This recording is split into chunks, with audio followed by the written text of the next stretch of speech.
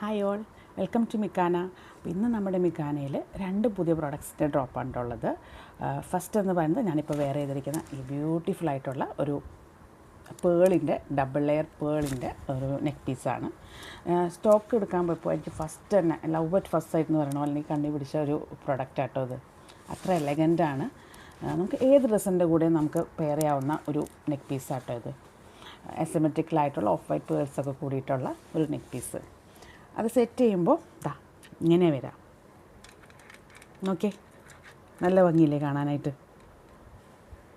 ഇനി നെക്സ്റ്റ് എന്ന് പറയുന്നത് ഒരു കടയാണ്, ഓപ്പണബിളായിട്ടുള്ളൊരു കടയാണിത്. ഇങ്ങനെ വരും.